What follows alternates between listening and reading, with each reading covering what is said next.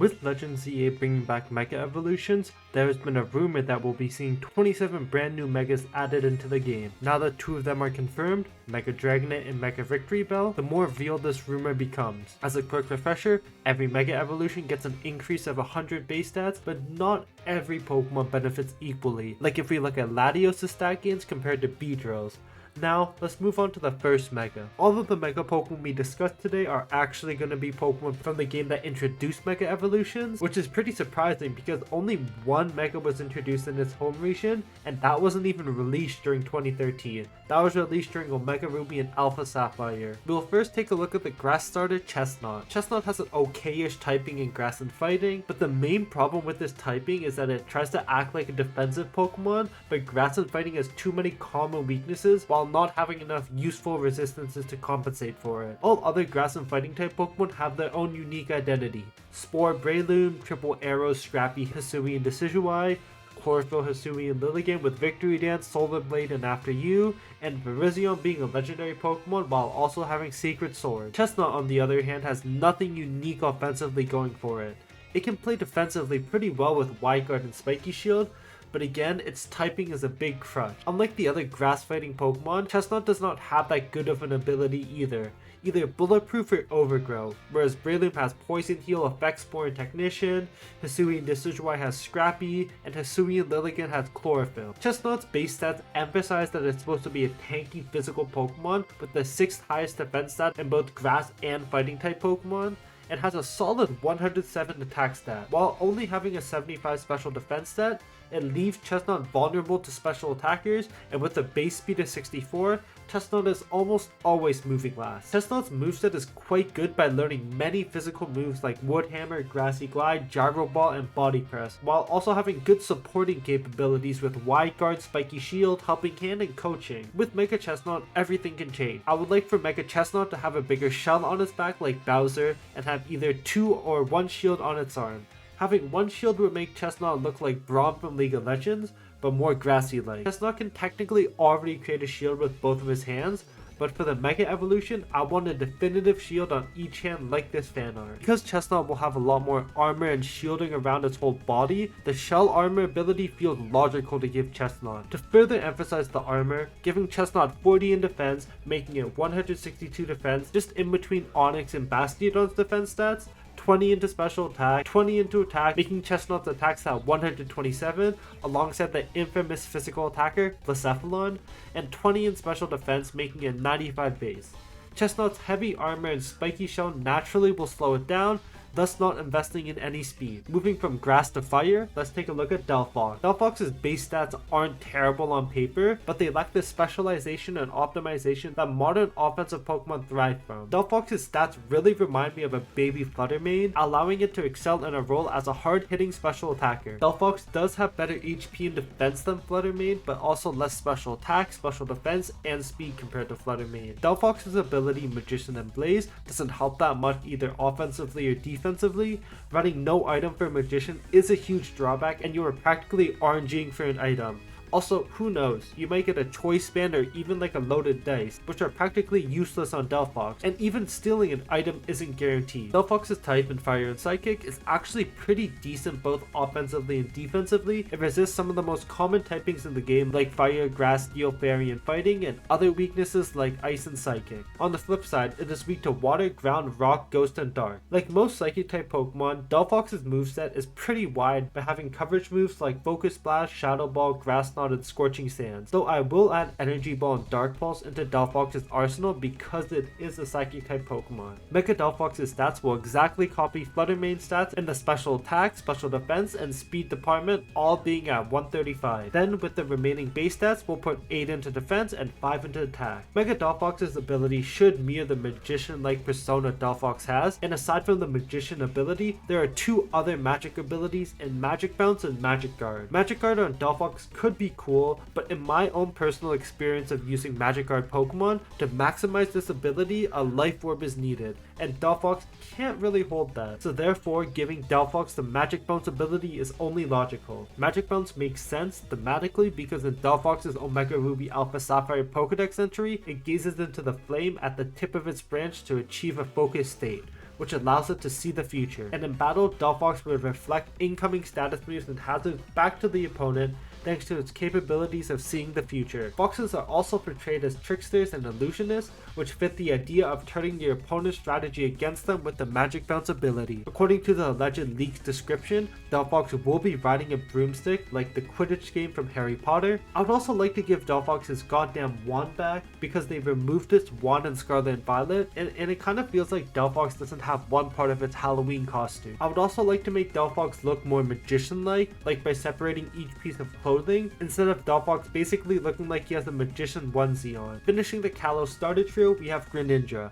I think Greninja really needs a new Mega because both of its abilities in Protean and Battle Bond got nerfed. Protean is a great ability, and I think pre-nerf Protean was basically broken by constantly changing Greninja's typing every single turn, and Battle Bond Greninja turning into an absolute fast, frail, sweeping monster. Water Dark is a fine typing, but it basically doesn't matter that much for Greninja because it's outspeeding most things and changing its typing on the first turn anyways. And even if your opponent does outspeed, Greninja does have priority moves in its moveset to change its typing, like Protect to change it into a normal type, Shadow Sneak to change it into a ghost type, and Water Shuriken to change it into a pure water type. Because Greninja is a dark typing normally, it is immune to Prankster, so Pokemon can't use Thunder Wave to slow Greninja down beforehand. Greninja identifies itself as a fast, frail mixed sweeper with a respectable 95 in attack, 103 in special attack, and 122 in speed, with not that much being invested in either defenses. Greninja's moveset is crazy. If you think of a move, Greninja can probably learn that move. Gunk Shot, check. U-turn, check. Acrobatics, check. Now, moving on to Mega Greninja. I think that Greninja is in one of the most unique spots for a Mega because it can change its type into whatever it wants before it Mega evolves. Greninja does have a lot of weak moves, and even its signature move, Water Shuriken, is a 15 base power multi-hitting move, so to boost that Water Shuriken, I will give Greninja the Technician ability. Technician fits Greninja thematically because it emphasizes precision and skill. It basically mirrors a ninja's ability to strike accurately and efficiently, turning every attack into a calculated blow. We'll keep going into the direction of the ninja theme when looking at its stats, so Mega Greninja will gain 18 in speed, making it 140 alongside Mega Mewtwo Y, 25 into attack, making its attack stat 120 alongside Staraptor, Weavile, and the infamous physical attacker Dialga, 37 into special attack, making it 140 alongside Mega Lucario and Mega Houndoom, and 10 base stats on both of its defenses. As for a design for Mega Greninja, I think it would be cool if it was riding something, similar to how Greninja was standing in its introduction in Super Smash Bros. Also similar to how Alolan Raichu is riding his tail, but with Ash Greninja's Shuriken on the back of Mega Greninja. We will now look at Pyroar. Pyroar and its evolution are the only fire normal type Pokemon, but they aren't the greatest. Pyroar has 2 low tier abilities in Rivalry and Nerve, and 1 good ability in Moxie.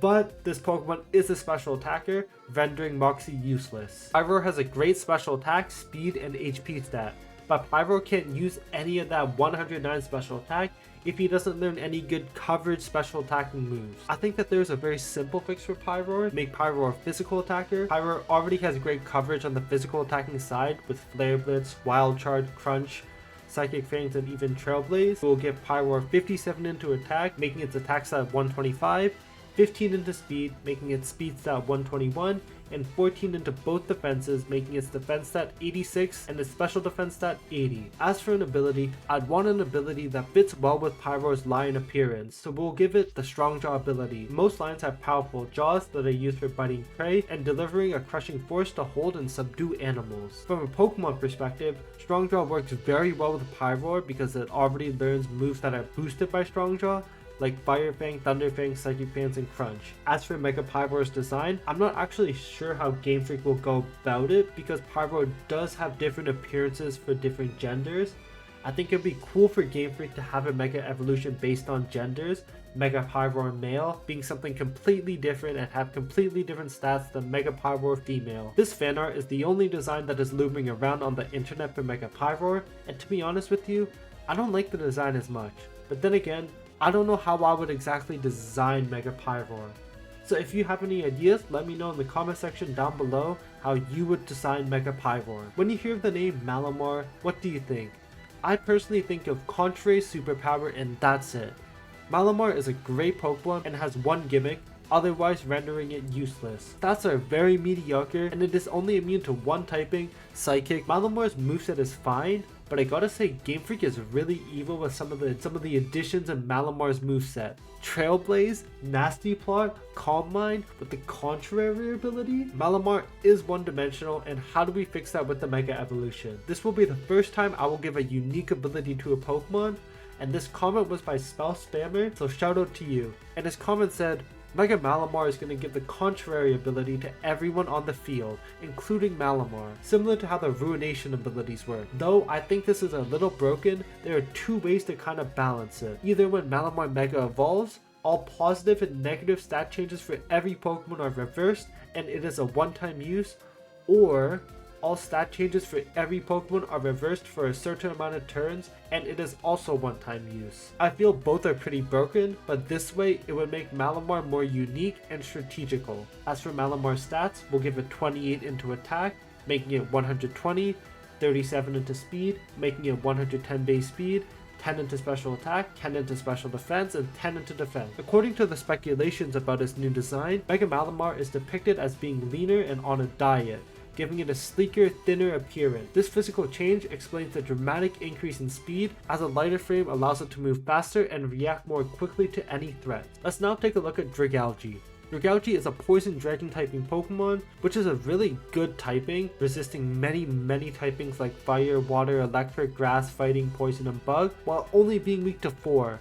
Ice, Ground, Psychic, and Dragon. Dragalge has 2 good abilities in Poison Point and Poison Touch, and an excellent ability in Adaptability. Dragalge has pretty decent stats aside from its atrocious speed stat and HP stat, but that atrocious speed stat can be fine because it will be the slowest Pokemon in the game at 44 base speed, slower than common Trick Room users in VGC like Calyrex Ice Rider and Ursaluna. Dragalge does learn a bunch of coverage moves on the special side like Thunderbolt, Focus Splash, Icy Wind, and Scald, but I think the big problem with Dragalge is that it can't really use any coverage moves because to do significant amount of damage to the opposing Pokemon, Dragalge really relies on the 2x adaptability stat boost. So how do we fix Dragalge? First off, let's look at its stats. We'll give Dragalge 28 into special attack, giving it 125 base special attack, 30 into special defense, making its special defense stat 153, 30 in defense, making Dragalge's defense stat 120 to make up for the low 65 base HP, and the rest thrown into attack. As for an ability, I will bestow Dragalge with the Storm Drain ability. This ability fits thematically because Dragalge is a deep sea dragon that thrives in aquatic environments, making it natural for it to draw in and absorb water type attacks to strengthen its power. I would like Mega Dragalge to incorporate more of its kelp into its appearance, emphasizing its title as the Mock Kelp Pokemon. In this form, the strands of kelp could grow longer and more elaborate, wrapping around its body, flowing like seaweed. Last but not least, we have Hawlucha. Hawlucha is a very offensive typing in flying and fighting, hitting a majority of Pokemon for at least neutral damage. Hawlucha has a great speed stat in 118, but cannot fully utilize its speed stat when it has a 92 base attack stat. Hawlucha has one standout ability in Unburden, where most Hawluchas will look to close combat, then use a white herb to remove the defensive effects and also get the effects of Unburden, or Sky Attack and use Power Herb to quickly get the Unburden boost. Its other 2 abilities are fine and usable, but nothing too crazy, and Limber and Mold Breaker. Hawlucha learns a slew of coverage moves like Poison Jab, Thunder Punch, Rock Slides, and Headbutt and U-Turn, but again, cannot maximize the usage of these coverage moves with just the 92 base attack stat. Hawlucha also has a very unique move called Flying Press, where this move is both flying and fighting type at the same time, which is the first dual type Pokemon move in the game. So how exactly do we fix Hawlucha? Let's improve its stats. We'll give Hawlucha 140 into speed and 120 into attack, and because Hawlucha is a fighting type, we'll make Hawlucha more physically defensive by giving 25 into defense, making it 100 base stat, and 15 into special defense, making it 78, and also the rest into special attack. For an ability, I would like to give Hawlucha the Inner Focus ability, so Hawlucha is immune to Intimidate and Fake Out. This is the design I like for Mega Hawlucha, making Hawlucha more Luchador-like. And that is it for this week. Let me know how I did and how you would change these Mega Pokemon. Next week is the last week, so if you have any other ideas for a video series, let me know in the comment section down below. Please leave a like, comment, and subscribe as it helps the channel out. Until next time, peace.